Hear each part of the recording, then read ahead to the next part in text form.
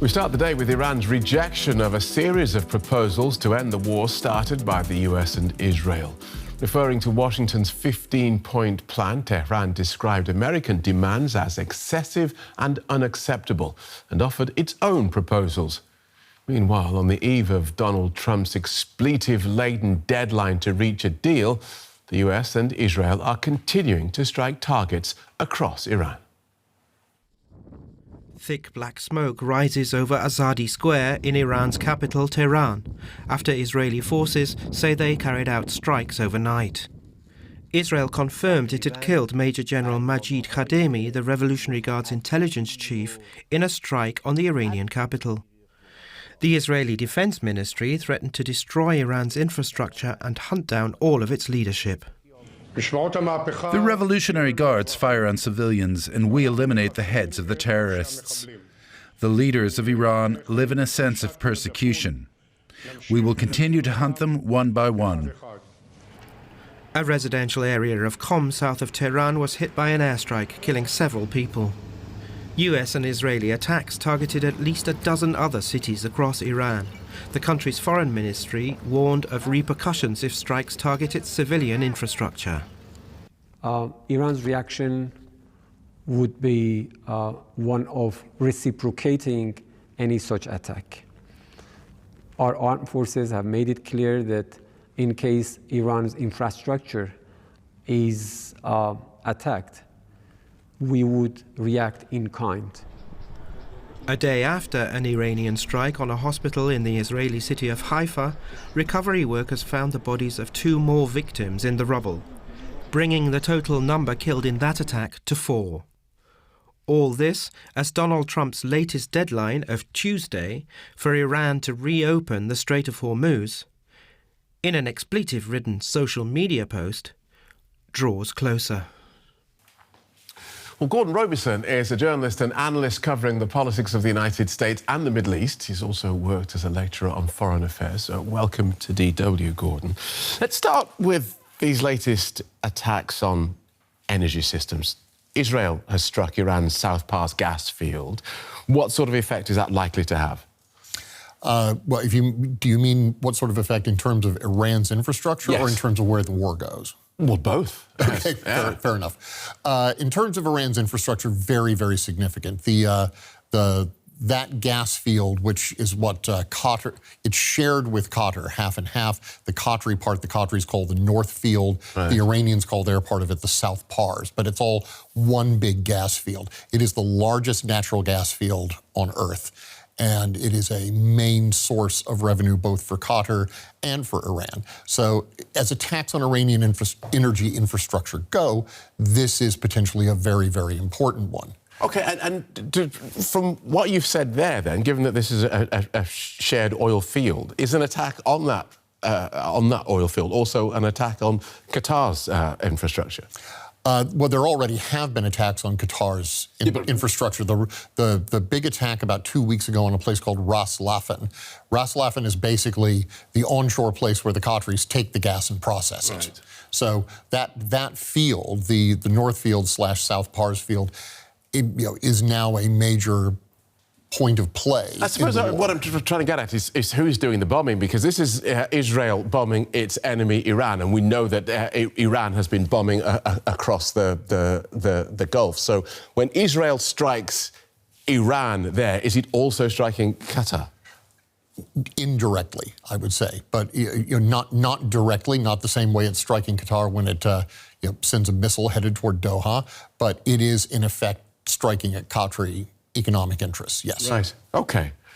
And how is that therefore likely to affect the progress of the prosecution of this war? Well, I think that gets to one of the big questions that is emerging now as we're in the 6th week of the war, which is the extent to which the United States and Israel remain on the same page.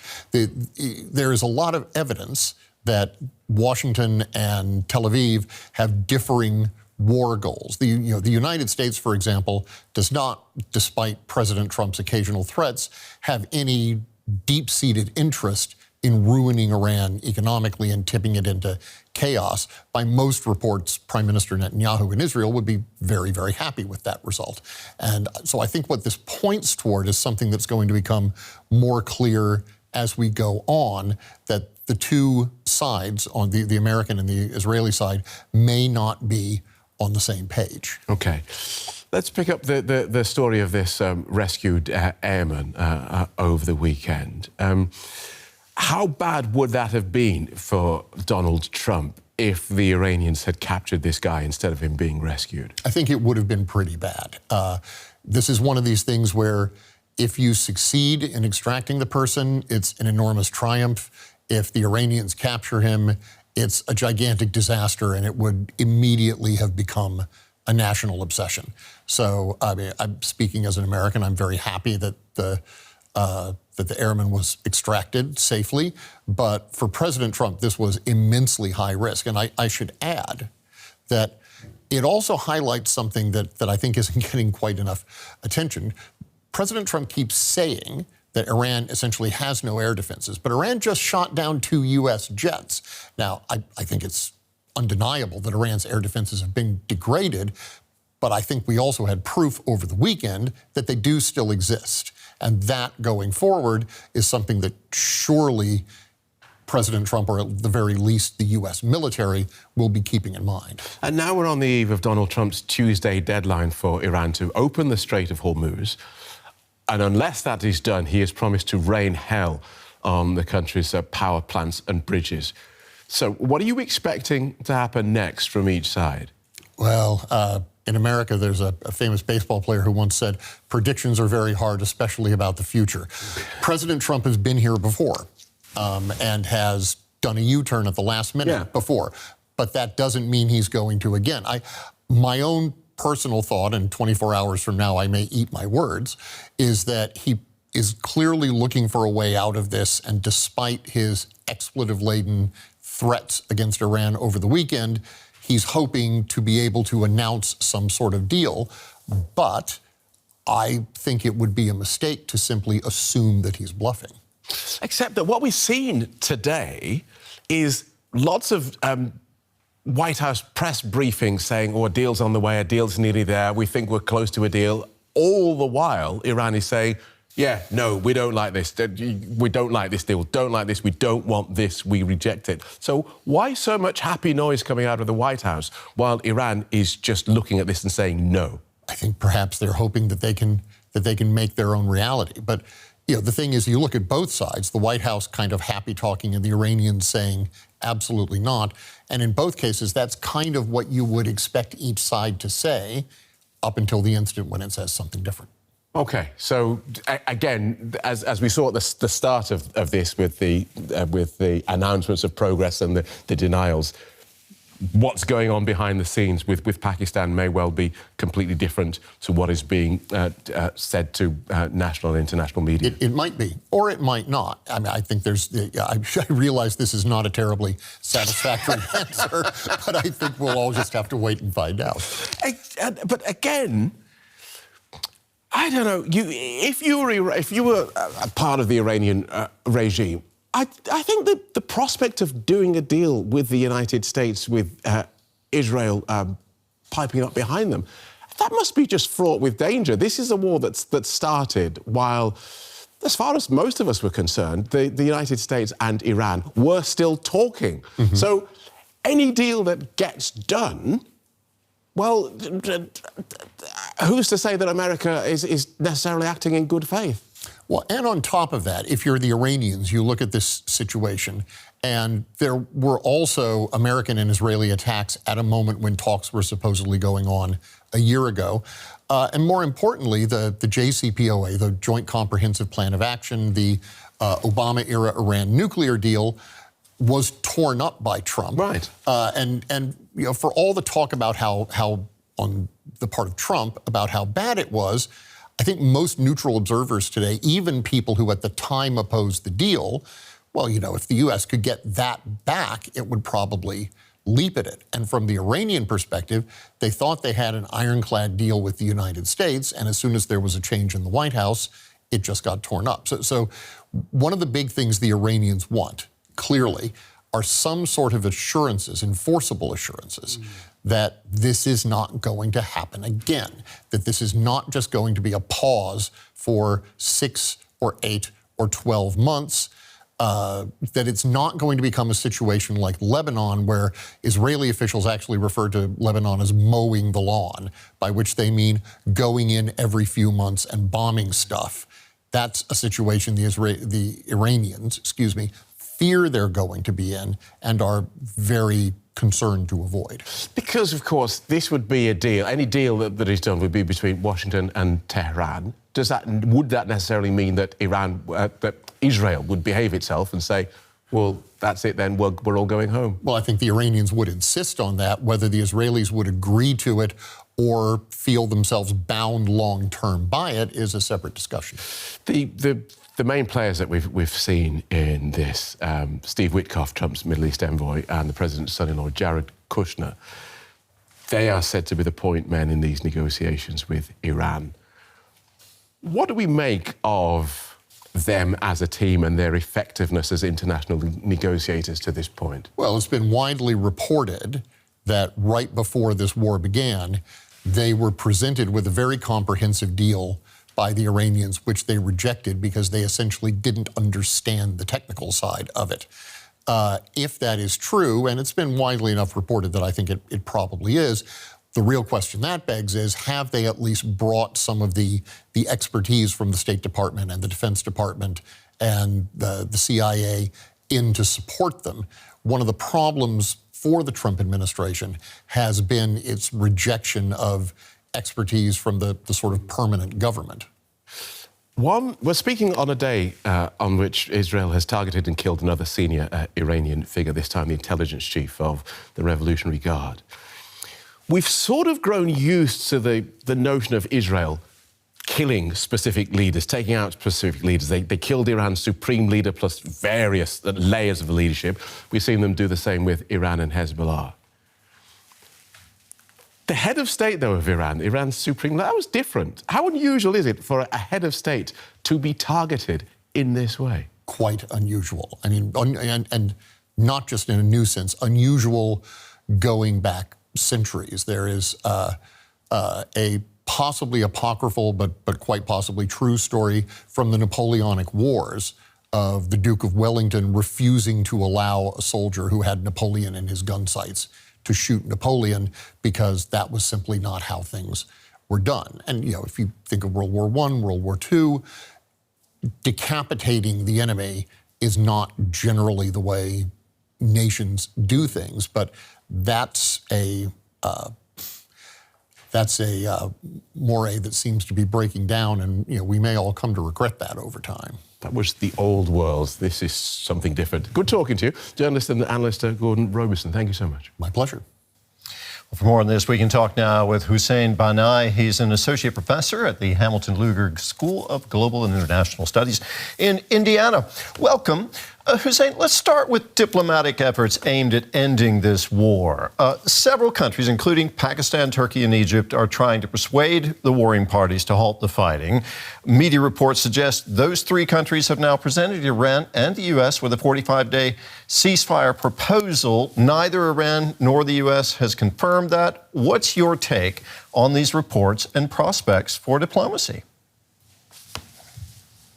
It's a very good question. I think this conflict has been continuing not because of any shortage of diplomatic solutions that exist.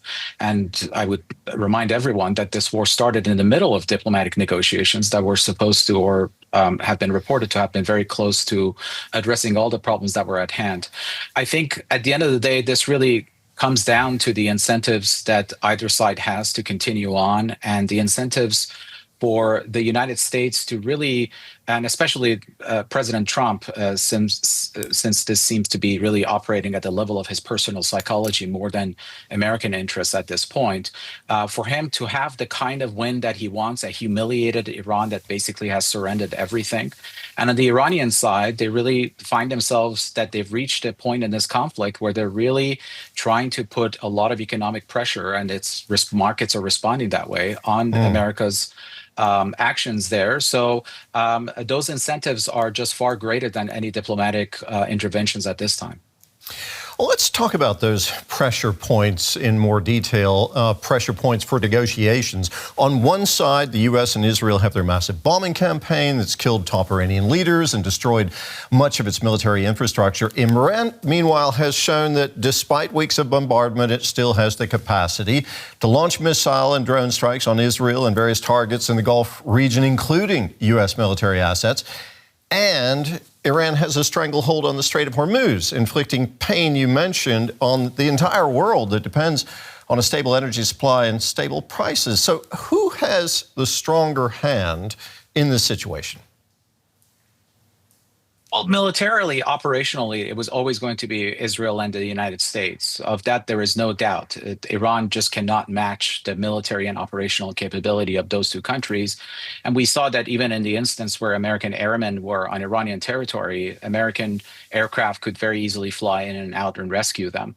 So that was never the issue. The issue is whether Iran has the capacity to really drag out this conflict, to really inflict economic pain on the United States and the global economy. And on that score, I think they have demonstrated that they have enough capabilities to be able to drag this out.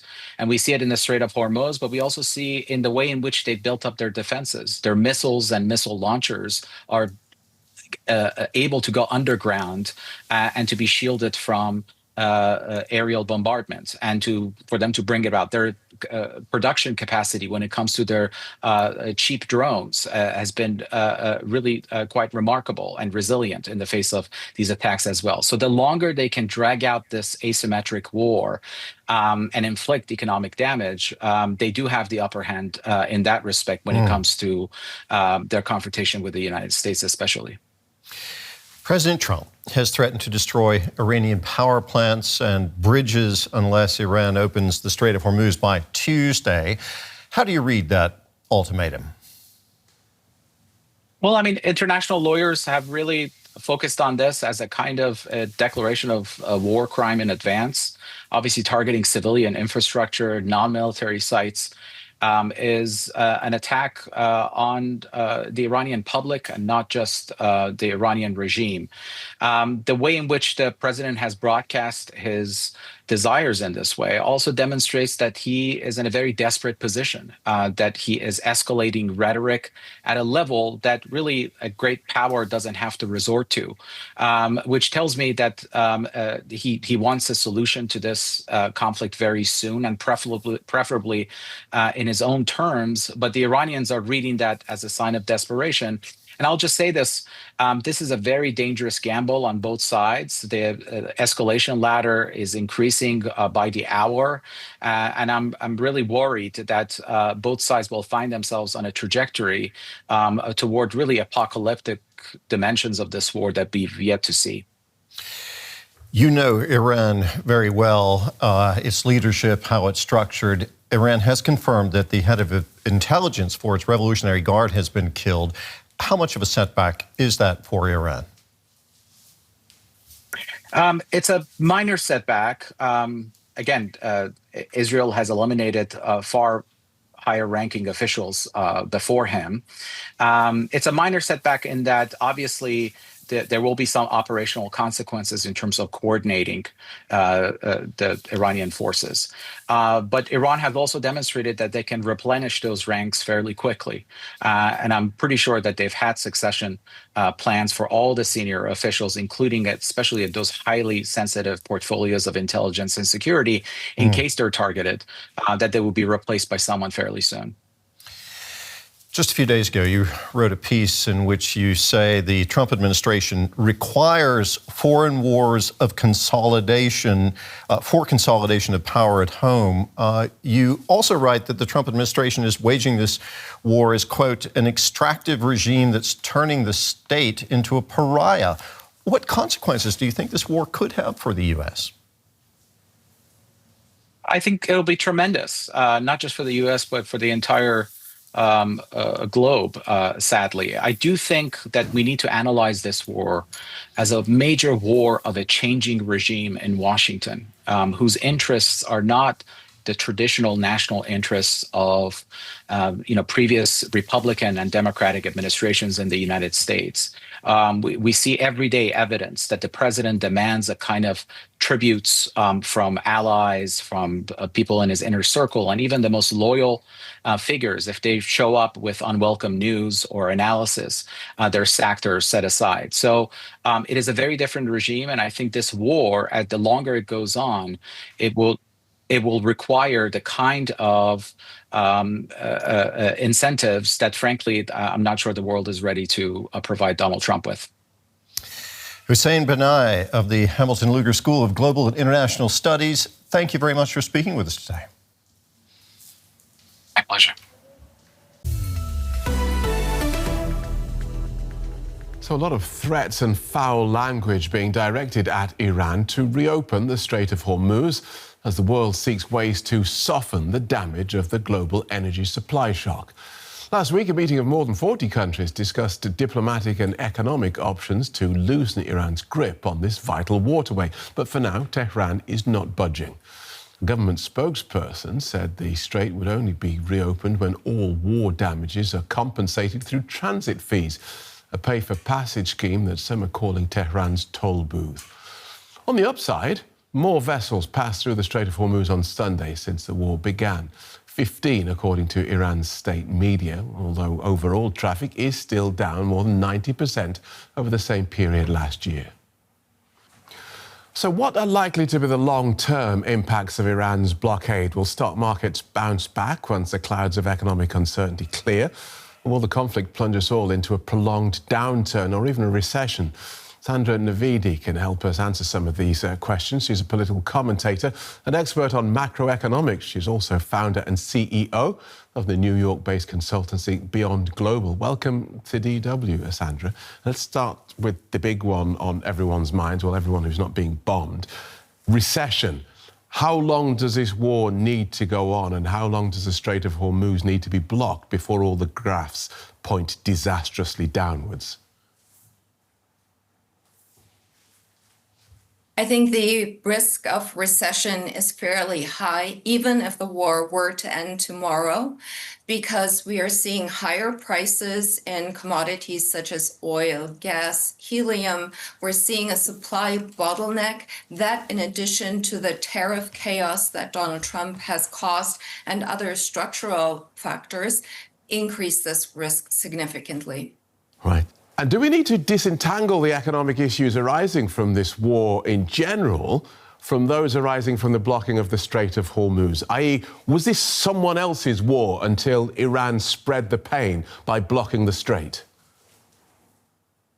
All these issues are correlated, and they undermine the presumptions that we relied upon economically and from a security policy perspective, because the U.S. provided protection for Gulf states, and in return, Gulf nations sold their oil in dollars. If they now can't sell their oil or have other problems in other industries such as tourism, AI, and whatever other sectors they try to diversify in, they cannot buy U.S. assets, they cannot invest. The blocking of the Strait of Hormuz makes everything much worse, and there are exactly two winners in this war. One is Russia because of the increased oil prices, and the other one is Iran. And it's going to be very difficult to get Iran out of the Straits of Hormuz. And there's really no way out for Donald Trump out of this war that won't create more damage. Some of the economic back and forth that you mentioned there between Gulf states and the United States sort of hints at an answer to my next question, because last month we heard President Trump telling reporters, we don't use the strait, the United States, we don't need it. How insulated is the US from the economic shocks of the president's war?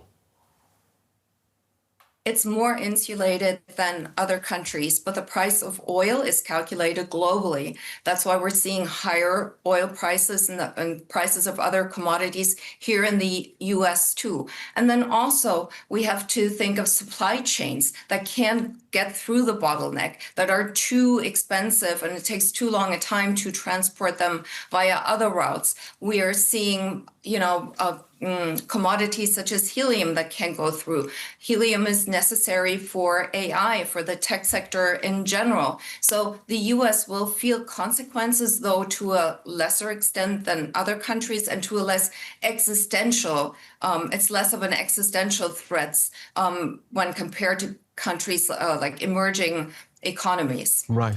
And what worries you most? What are the rest of us who aren't experts in economics? What are we missing as we worry about filling up our gas tanks?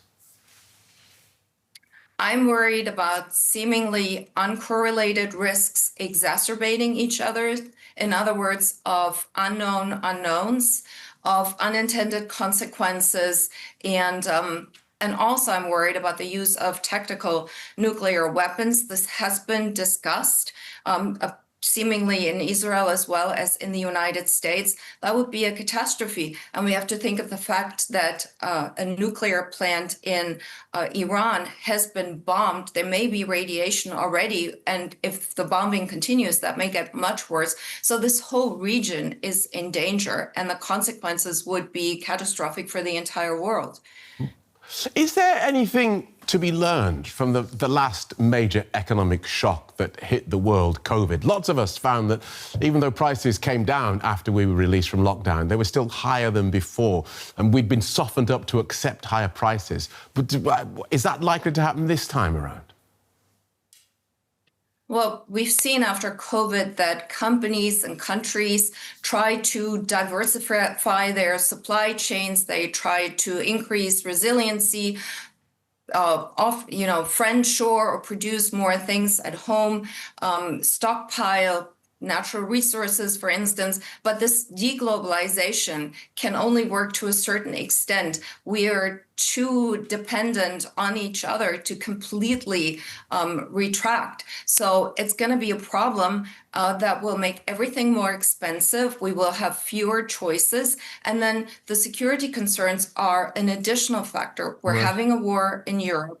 Now, if this whole security architecture changes not only for the Middle East, but for the rest of the world, for instance, the United States will not continue to protect the sea lanes like they have after the Second World War. That was a peace dividend, a security dividend. If the United States doesn't continue to do that, then also that will impair trade. Fewer goods may become accessible. And then also the goods that are available will become more expensive. So this is a game with no winner. The question is, why did Donald Trump start it? Because even for the United States, even if it's less impacted, it's still only negative consequences and huge risks. And there's also another risk that I failed to mention that is a worry of mine, and that is financial stability, because there are other risk factors in the pipeline, like private credits and other things that might escalate to a financial crisis. And we've seen in the past, such financial crises will not remain local. They will spread through the system. Just on energy, so far we've seen the biggest economic problem of this war has been Iran's blockade of energy supplies. Now we're seeing both sides targeting and threatening to target oil and gas production sites across the Middle East. This could still get much worse, couldn't it? It could get much, much worse, especially since Donald Trump can't really retract due to political considerations. They're going to be the midterm elections. How is he going to get out of it? Justifying the damage that has already been done. I'm very skeptical of the narrative of the rescue of the second soldier. I don't know what's behind that, but it doesn't seem, the whole story doesn't seem entirely plausible. Donald Trump will speak on that. But the infrastructure that has already been damaged will have long-lasting effects. It'll take years in many instances to repair that infrastructure. So really, it's destruction that has no benefit for anyone. And Iran is in an existential crisis. It has basically no choice but to escalate if it continues to be attacked. Thank you for joining us, Sandra. Sandra Navidi from Beyond Global. Thank you for having me, Phil.